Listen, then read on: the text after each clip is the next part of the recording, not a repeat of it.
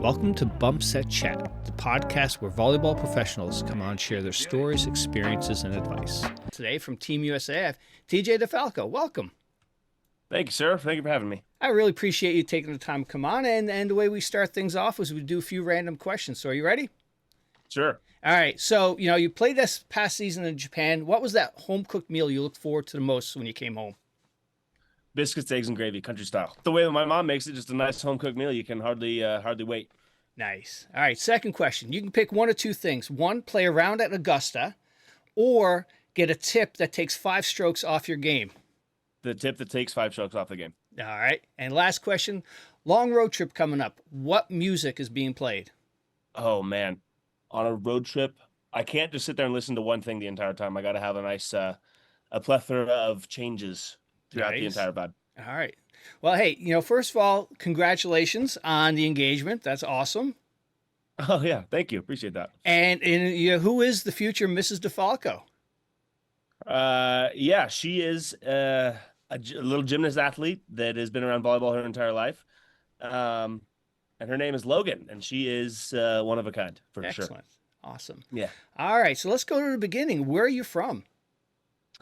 Born in Missouri, out in the farms out there in the middle of nowhere in Missouri. Yeah.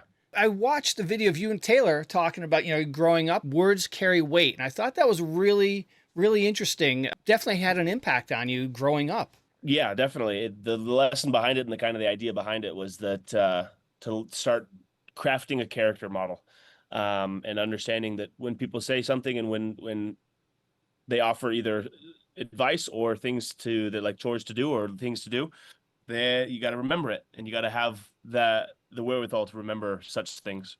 Growing up on the farm, if your parents didn't end up moving to California, what do you think you'd end up doing? You would be ending up doing right now?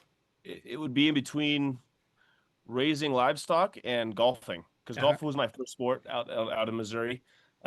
We had one course within a 200-mile radius, and that was the one that we played all the time, or not all the time, but whenever we got the chance to play was when that was the one we would play. And I think I probably would have turned into a golfer. Okay. Speaking of golfing, what is your kryptonite? Is it your lob wedge, or is it your putter? I would say, without a doubt, probably my putting, my short game. All right. So now, when did you first discover volleyball? When my family was when I was younger, my mom and dad used to play just like a recreational college level, and they would go to this restaurant all the time and take us kids along with them and play some janky 7-on-9 back of a restaurant beach volleyball. And then they started going to like the YMCA, and there would be some sort of organized something. But then that was where I first got my taste when I was 5 or 6 years old. And then, many years later, what is the hook that it had on you to, take you to where you are today? Yeah, I think it started out with just the competitiveness that's in my family. We're all very good athletes, and competitive nature is kind of ingrained in all of us anyway. But then when I first got the taste of like what it was to play volleyball individually as opposed to with the whole family, that's kind of where it started. It just was like something that I can strive to get better at. And also, it just kind of hooked that competitiveness in me. Nice. And speaking of the family, when I had Tegan on, your sister, and she was talking about you are like the master of coming up with different crazy volleyball games and rules. Yeah. But that was what we had to do, especially because my family is so large that we would just find different pieces of rope to tie up between a clothesline and a car, and that would be our net, and we would figure out different ways to play. Or we'd play tree ball. There would be some sort of iteration of a flat tree branch, and we would use that as our net and try to figure out different bounces and different kind of things. And so no matter what was given to us in that position, we were always trying to find a game to play volleyball. Through high school, did you play club ball as well, or just high school? I started playing club when I was 13 down in San Diego. And that started because I was always the younger child that would be traveling to my sister's tournaments, and we would be around it, and I would just sit there and hit a ball against the wall for hours and hours and hours.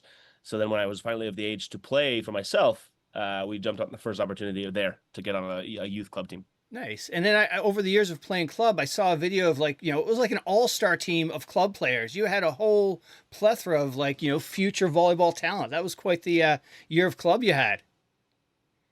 we had, yeah, quite a few years of club that were like that. And we had, because I played with Josh Twiniga my entire life, my entire career of volleyball pretty much. And yeah, we've always had like a pretty stacked lineup, which has been obviously trajecting us into where we are now. Yeah.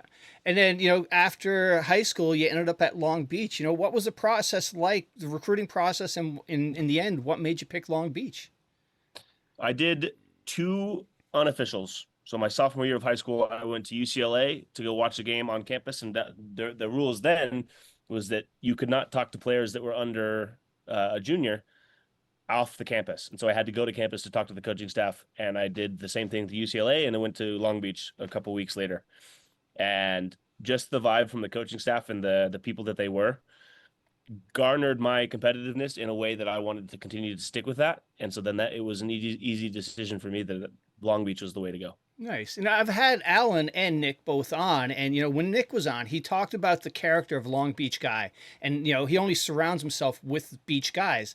And then Alan was on a month later, and he talked about the culture and the accountability there, and I totally get why he is such a great coach, and why all the players that I've had on speak so highly of him.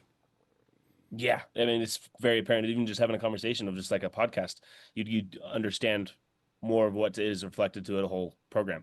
And then, during your time at Long Beach, when did the national team start showing up, or Team USA? It actually showed up for me my junior year of high school. Oh, is shoot. when I was in the senior team gym, training with them and getting the reps and what it was like. While most of them were overseas playing their professional careers, I was in the gym training with some of the guys that were either injured or coming back from that or any of that kind of stuff since high school. Holy, so as a high school kid, you're going into the senior gym with, these legends. Yeah, I got to play with Reed pretty a bunch. And then beginning parts of Aaron Russell and Thomas Jeski's career there. And then a lot of those guys that that's how I got started. And I would, those first few times in there, we were like, holy crap, these guys are just crushing the ball. And it's like, okay, how am I going to hang with these guys? Well, it was more for me in the beginning. It was more the starstruck of I've watched these guys and tried to emulate a lot of these guys' things that they do at the highest level. And then I finally get to be on the court with them. This is crazy. And then it was like, no, well, this is what we're doing now. This is how we're going to adapt to it. We're going to hit the ball hard as we can and try to figure out, how to deal with the ball control of the corresponding. And it was just like, all right, this is where we're at. This is what we're doing. Yeah, I had Micah Christensen, and he talked about those first moments where like he was just grateful to be in the gym, wiping up the sweat off the floor, and he just just totally soaked it all in. Yep, and that's just what you do as a young kid coming in, and you definitely don't have any of the stripes that these guys have had, but you get the opportunity to be there. And every once in a while, I would find the right time to ask people questions. I'd asked Reed a couple of questions. It was like, so how do you? What this is just for passing stuff because that's what I need to develop and still need to develop, but was able to ask him some questions about that stuff, and that is what that exposure is all about. Very cool. And do you remember your first time getting the jersey with DeFalco on it, the Team USA jersey? Yeah, I do actually. It was my first VNL trip, and we were in Novi Sad, Serbia, and it was 2017, something like that, and we were sitting in this gym and we were getting ready to go out and play this match against this team, the home team, I think. And Taylor Sanders in the room, and the guys have already been exposed to all this stuff. And it was just like, wow, I got a jersey too. This is kind of cool. Nice. And jumping back to college for a sec, what were some of the good memories from those college years? What made Long Beach special for you? A lot of different things. One of the things that stands out is just the amount of growth that I had at Long Beach, mentally and physically, but more mentally of becoming a man and understanding, becoming more of a man, not becoming a man totally, but becoming more of a man and being exposed to some interesting, difficult situations that you have. And then Alan was the catalyst of all that of like, dude, you're not ready to go play pro early. Just stay and finish what you're doing. Have the character to stay and do that with your boys that you came in with, but then also understand you're not ready for the complete freedom of what it means to be an adult. And the characteristic shaping that was done there by the entire coaching staff, it wasn't just Alan, all managed to shape me into the clay model of what I am today. And I still take things and lessons from those days in college. Nice. So were you contemplating leaving early to go play pro? Yeah, I it was actually beyond the contemplation. It was into the this is what I'm doing stage of going over and playing in Russia uh as a sophomore. It was just like, Oh, oh, this is wow. what I have to do. This is the next progression of me as a volleyball player and all this stuff. And then it was long conversations with Alan and long conversations with my dad of like, no, not the time. I know it's hard to you're an adult and you're gonna make your own decisions, but also here's the big picture of all that, what that decision means, and it's here's all of the pieces that how it's going to work and all that kind of stuff. It just wasn't the time, and I could not be more happy for the one wherewithal from Alan to stay with it and say, dude, it's not the time. I understand it's when you're in college and you see that amount of money on a check, you're like, oh my gosh, yes, it's time. It's not the time. So, and I learned, and I am where I am today because of that. Nice. Yeah, speaking of money, I think it was either Eric or Micah. I think it was Micah was talking about, he was still in college but playing with the Team USA and going somewhere they won a tournament and he couldn't take the $65,000 check because he was still in college. And that's tough, man. Yep. They have a system to try to mitigate that a little bit, where it's going for gold, and the college athletes, if they're with their national teams, have one opportunity per summer, I believe, or per year to choose which, or I think which tournaments are eligible for you, the college players to take Yeah. money from, which makes it increasingly more difficult to be like, I gotta make money. I've had a little taste of it, and like Right. there's professional teams reaching out that they want me and all this kind of stuff, and then it just doesn't work so well Yeah. in college. And then, after college, you ended up going overseas to play pro. What was that process like? Were you able to pick what country you went to, or sort of whatever ideal one came up, that's the one you went to?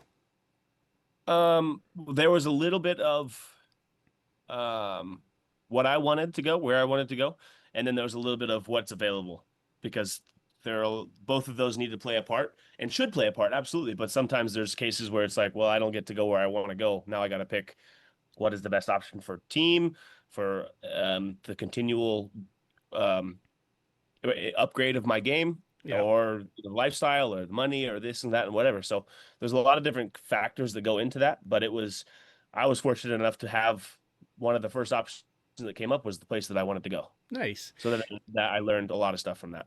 Excellent. Yeah, I've heard from a lot of the players that ended up going pro is, having that good, management to, find the place to go play is so important because you can go, some of these countries, some of these clubs, you may not get paid for the year. It's all sorts of, figuring out which ones are shady or not so shady is is a tough thing to figure out. Absolutely. And it takes someone that's already used to that and an agent of understanding what the different leagues can offer and what the norm is for those leagues to decipher that even further. Yeah. And then looking back on your first year of pro, did you play in Italy? Yeah, I played Italy my first year. How was that first year? What were some of the more challenging things, Yeah, the first year of becoming a free adult is what kind of was the biggest part of that. Of I didn't have homework that I had to do by a certain date. I didn't have to do this. I didn't have to show up to do this. But it was a job. It needed to turn into a job mentality of I got to be in my best possible shape, eat the best, rest the best, and do all that kind of thing. Because now I'm hired to do this. I'm not just attending school. I am hired to do this. And then that was kind of the big flip of being a professional athlete. Yeah. And speaking of being a professional athlete, it's not all, as a professional volleyball athlete, it's not all rainbows and unicorns. You're playing in a different country where English is not the first language, different culture, you're alone. There's a lot on your shoulders, doing that. Yeah, and that's one of the things that people come up to me and say, "Oh, I would love to be in your position. I would love to be able to play pro and do this," which is absolutely true. But then on the flip side of that, you don't understand how green the grass is on the other side. You only see it. You don't understand what it feels like and what it is to be in that situation where it is very difficult. And especially my first 2 years were COVID years. Oh, wow. And COVID, it was almost ground zero in Italy. It was China and then Italy. And dealing with that on top of the idea of you don't speak the language, you're in a country for 9 months a year. This is your job now. You got no friends, no family. You got to make it as you go. And then COVID hit, and it was just like, Jesus Christ, like there's so Wow. many things that I have to deal with right now. And it was a first experience, unique, obviously on its own, but that made it that much harder to realize if I'm going to do this, I got to be able to do this, you know? Yeah. Wow. And then, once the pandemic was over, what was that first regular pro season like for you? Were you in Poland at that point or still in Italy? I spent 2 years in Italy, which was all the COVID stuff, and then I would transfer over to Poland for that non-COVID year, or Yeah. the as it was calming down. It wasn't entirely non-COVID, but it was calming down, and that was a totally different experience. It's like, wow, I get to go out and go to the supermarket whenever I want, and I get to. There's fans at the games now, and it's cheering and loud, and a little trash talky and here and there. I don't know what they're saying, but I know they're Yeah. talking trash, and it's like, you know, it was a full club experience finally. And I've heard the crowds in Poland, they love their volleyball. What was that experience like playing there compared to playing at the stand? Yeah. Uh totally different. Totally different. When you have people that come there for blood rivalries as opposed to, oh, I like the sport of volleyball, it's a little bit different and it gets wild. Yeah. But also what comes with that is just the undying support for a team, but then also the sport of volleyball. So they're very, very knowledgeable of the entire game of volleyball, the ins and outs, what the ref's doing, the ref's making a mistake, the ref's not making a mistake. Any of that kind of stuff is very known in Poland, and it Yeah. makes it super fun to be engaged because everyone's engaged at the same, not the same level, but pretty close to the same level, and volleyball just becomes just that much better. And those years of playing pro over in Europe, what were some of the highlights that stick out for you? Is it the connections or more volleyball moments? I would say a combination of the two, getting to meet 13, 14 new guys every year that are different nationality than I am, different, totally different upbringing, understanding of what life in general, and getting to meet some really freaking cool people. Maybe, and that's one of the hard parts about being on a professional team and the way that it is in volleyball is changing every so often. So you get to meet them, hang out with them for an entire year, every day in, day out. But then all of a sudden it's just like I don't ever see those people anymore. So dealing with that is also another thing. But the one of the highlights for me is just being able to travel and live in all these crazy different countries for a good portion of the year, Yeah. and then just kind of revolve the door the next year. Yeah. Nice. And now, what advice would you have if you could go back to, rookie TJ, first time playing pro overseas? What kind of advice would you have for him? Try to figure out a way to get out of the college mindset faster. Because in college, I didn't ever take lifting seriously just because I was in a position of, I don't need that, Right. which is completely the wrong mindset and without a doubt. But just figuring out ways to get through that faster. Yeah. Because they didn't happen until late into COVID that I was like, something's not working. Something's got to change. Yeah. And how about the locker rooms? Because coming from college, you're all the boys after you're done class or studying. You guys are all hanging out in the locker room, things like that. The pro locker room is different. It's your job, and you may have somebody who's in their 30s playing, while you're 22, 23. Yeah, I would. Yeah, and that was one of the interesting aspect changes too, is that 4 or 5 of the guys on my team had kids, Yeah. had a family, and coming from the college mindset of, oh, we're all gonna hang out after this. We're gonna go get some food and whatever activities happen into the night, whatever. It's fine. This is great. That's not how it worked at all. It was everyone comes as a job, reports in, clocks their card, goes out, does practice, does their weights, does their thing, does their recovery, and then goes home. And that's it. Yeah. So you got to find different ways to entertain yourself while being in a different country. You don't speak the language, while trying to figure out how to not be alone and feel lonely all the time. So it's just a whole big juggling game. Right. And then, moving on to Japan, just, being alone and whatnot. I had Cole Hogland on who plays over in Japan, and he was talking about, there's a couple of aspects when you play in Japan, the two foreigner rule, and just, really it's English. You may be hard. It may be difficult to come across people who speak English. So there's that whole aspect with playing in Japan. Yeah, it was definitely more rare to have people that would speak English, but then it made the foreigners that were on teams that much closer, and were Right. able to lean on each other a little bit for the exposure to someone you can maybe not first language understand, but still communicate with and hang out with and share some time and space with, because it when you go into a country like Japan where the English is, sure, they learn it in school, but they don't ever speak it. Right. It makes it way more different. And how was that first year experience in Japan? It seems like it's a wonderful place to visit. The people all just seem super cool. It was by far my favorite year of volleyball that I've played. Yeah. Um, not only did it revitalize my love for the game of volleyball, but it was just fun. The people were amazing. All the atmosphere of the whole country was just like it only possibly could bring happiness. And it changed my whole view on professional seasons and all that kind of stuff for sure. Nice. And now, how hard was it, with the two foreigners, playing, you and you're an Italian guy, I think, right? Lucarelli. You guys are on the court as an outside hitter. You're communicating a lot with your setter or around you playing defense. How hard was that not speaking the language?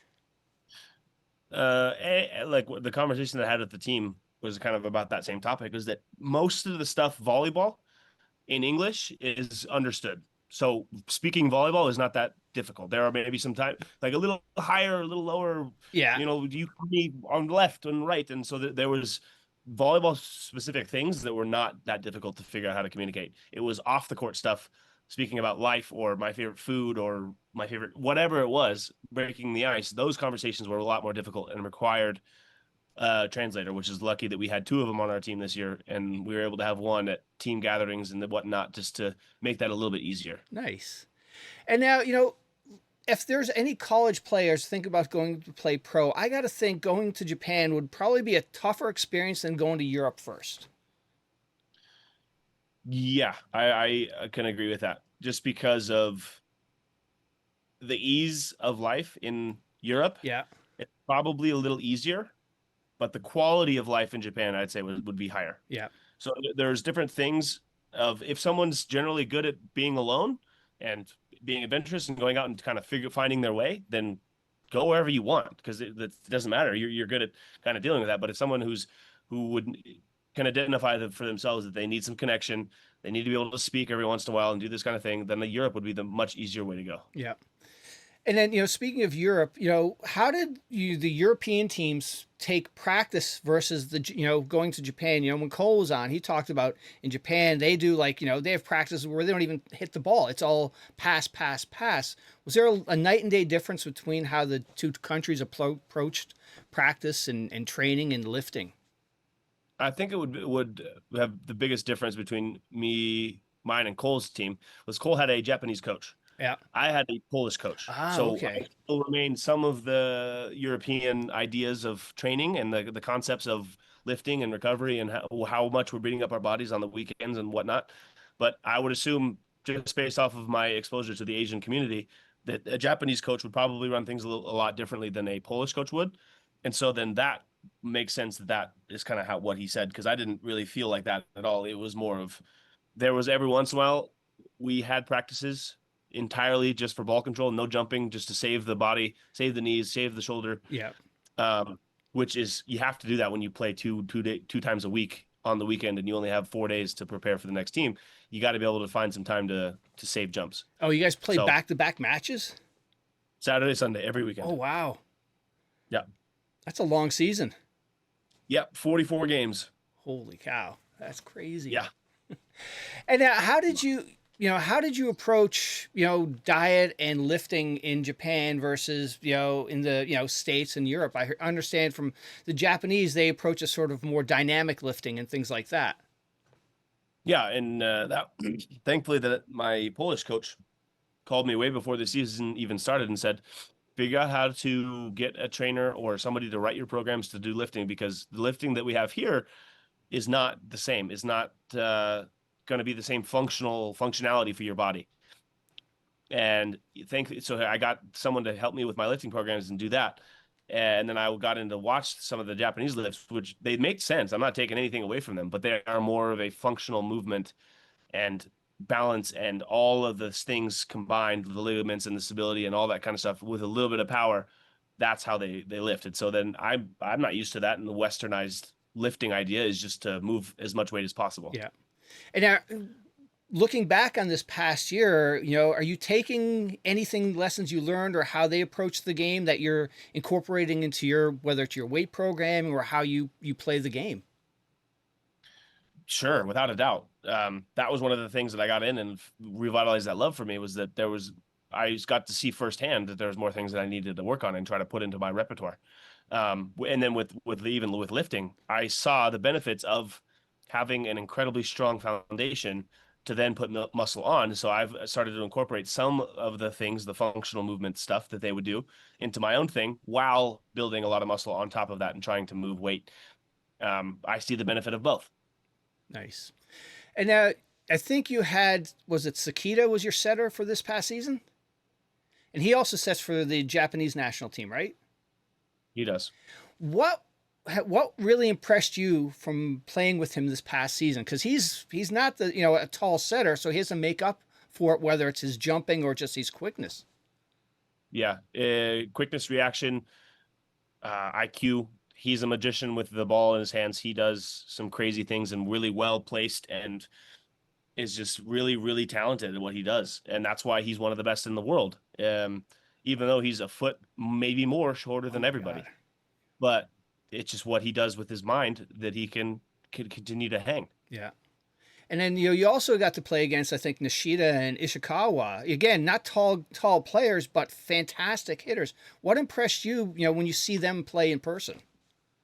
Yeah, Ishikawa was in Italy, and I didn't get to play Oh, against him, okay. but Nishida did. And playing against Nishida is always super fun because the things that he can do is quite remarkable. Because he's not that tall, but he is a flyer and he hammers balls.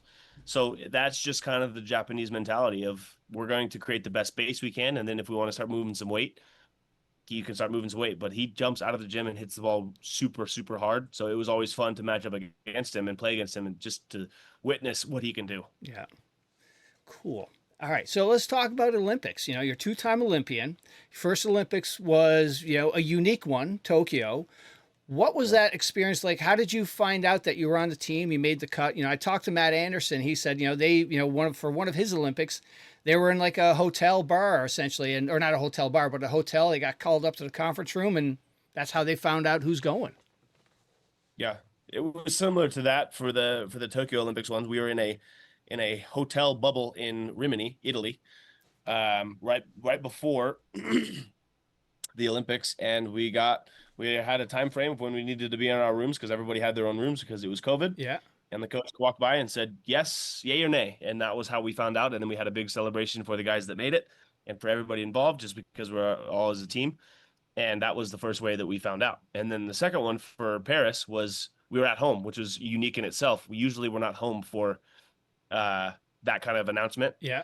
but we were home after VNL. We didn't make the finals, VNL finals. So we stayed home and we're training. And that was the time for the announcement of the team. And so we all had a meeting, and then all the guys that made it went to the hotel and we had a celebration there. So it was two very different finding out processes, but it was each unique and wonderful and the same kind of feeling for each one of them. And now going into either of them, did you know that you were going to go, or you had a good feeling, or it was like it was, it could go either way? The first one, it could go either way, and I don't know. And I'm purely just like waiting for the news, and that's the only thing I can do. Yeah. And then the second one was a little bit different for me. It was more of like 90%. I was like, okay, I have this. This is already done. This is already in the bag. But it's still those nerves of coming into that meeting and saying, "You made it." Like, oh wow, okay, kind of thing, But the second one was a little bit different for me, but it still had that nervousness of it could go. It's not my decision, Yeah. you know. Yeah, I had Kavika and Erik on, and they both talked about Tokyo being such a surreal experience, empty stadium, but it's still the Olympics. What was your experience on the whole, with the protocols and everything, that was in place? How would you describe your Tokyo experience? It was entirely different than all of the stories that I'd ever heard about the Olympics. Yeah. From these guys going into that Olympics, they'd already been to two, or maybe one of the guys was at three, maybe not, maybe I don't know, but they'd already been to Olympics and they were all sharing their stories of that to in help in preparation of, hey, this is the Olympics, we're here. And I didn't feel any of the nervousness, any of the surreal moments of the crowd, of the whatever, or the stress of being in the village and all this kind of stuff. It was all dampened for sure by Yeah. COVID, because we went into this beautiful stadium in Tokyo, It was like 16, 17,000 strong seats, whatever. It was going to be an amazing venue for volleyball, and there was nobody in the stands. Yeah. Wow. And so you can hear on the live stream or on the national television that it was just us trying to make as much noise as possible to garner that energy that it takes to win a volleyball match, especially at a high level. Yeah. It was very interesting. Absolutely. And now, and then you had Paris, which, no knock on the Tokyo Olympics, but was probably felt like your first real Olympics with the ceremonies on the boat and everything like that. Yeah, that's how it felt, and that's what almost the exact words that I talked to the teammates about and feeling was that it was like, this is my first real experience of the Olympics because everybody's here. All the people are here to support their countries, and they're live and die by that flag, So that was a whole nother fun type of experience that was a little bit reduced a little bit because I'd already had an Olympic experience, but was still way different. All right, so I got to ask you because one thing I tried to get it out of Erik, but he wouldn't tell me during the Olympics. What is this? What you guys were doing what was that? That was something that we were doing as a team that everybody in the team understood and knew and had an understanding of. And when that would happen, there would be a response in our brain that said, "Okay, I got it." Okay, very cool. Yeah. And then looking back on Paris, any non-volleyball experience that really sticks out for you? Of Paris. Yes. Traveling around Paris and getting to go see some other events and go do the houses and the USA house and the Nike house and the this and that and all these super cool things that happened during the Olympics that we didn't get to experience the first time. That was the first eye opener. Like, oh my goodness, everybody lives and dies by the Olympics, and it is a huge deal. And it didn't feel that way in Tokyo. Yeah. Respectfully. But then it was coming into Paris. It was like, oh yeah, we're gonna go to the USA house. We're gonna have a meeting here. We're gonna go on boats. We're gonna float down the what is the Thieves River, whatever it is. Yeah. That is super cool. Very nice. And now, what is it like? You play your pro season, and then that first practice that all the the Team USA guys get back together in the gym. How much fun is that first get together? Oh yeah, it's amazing. It has its own unique feel to coming back and being in a room full of people that speak English. Yeah. And I've spent 12, 10, 9 years, however many years with those same guys over the course of however long. And it's like, they're my brothers, it's coming back into the room with them and being able to share, oh dude, how was your season? Congrats on winning the Champions League, or congrats on this and blah, blah, blah. And it's like, oh, you had a good season. I watched some of it, and it's just like connecting again. That's just really super awesome. Nice. All right, some game day questions for you. When you're playing, you have a couple of bad plays. What's your way to refocus? Yeah, trying to get better right now. I'm relying more on my teammates to either pull me out of a funk or see that I'm kind of getting into a funk and say, "Dude, you're good. Just do this next thing. Respond or return to your muscle memory. You do this a million times. It's all good."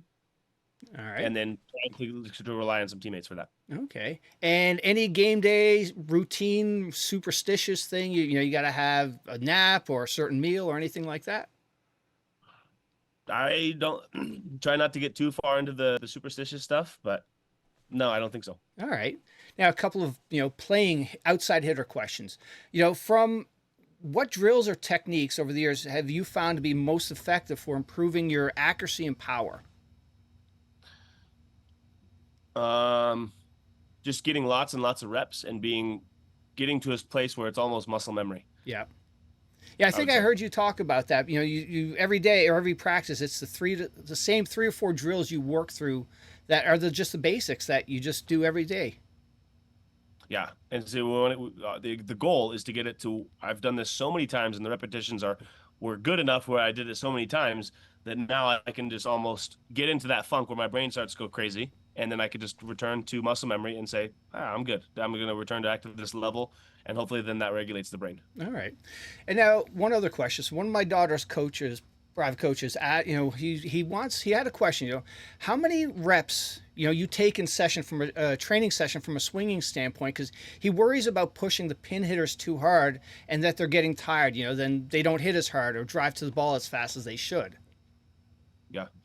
It's probably the number that I've tracked over the last couple of seasons and with the national team is that it's like prime time, right in between 60 to 80 swings. Okay. Because after that, it starts to get like you're starting to lose some quality in the repetition, and then it gets into, well, we're still doing reps, but at what at what to what end kind of thing. Right. And then adding into that, from a swing standpoint, how baseball players, pitchers have their pitch count. For Yep. these club players, club coaches, and whatnot, do you think they should start looking at how many swings, hitters are taking to just make sure they don't overwork these young kids' shoulders? Sure, and the balance with that is understanding that the young kids aren't really going to feel what an older person is going to feel for sure. Yeah. I would walk into 7 a.m. tournaments and start bouncing balls right away, and Yeah. I did that 5 matches in a day, and then we went back the next day and played 5 more matches, and it was like that was the norm. But get to professional, and I play 2 games back to back, 2 days back to back, and I'm like, dude, I can't walk for 2 days. Yeah. So it's understanding that it will come eventually, regardless of the kid says, "Oh no, I'm good. I don't need to stretch out. I don't need to prepare weights or do any of that kind of stuff," which is valid in that time frame. But understand, it's gonna come. Yep. Absolutely. And now, over the years, who have been some of the mentors that really helped you get to where you are today? Yeah. I'd say on the national team, one of the biggest mentors for me was Dave Smith. He is the oldest guy, older guy my entire career, and he was super willing to help me out with off the court stuff, on the court stuff.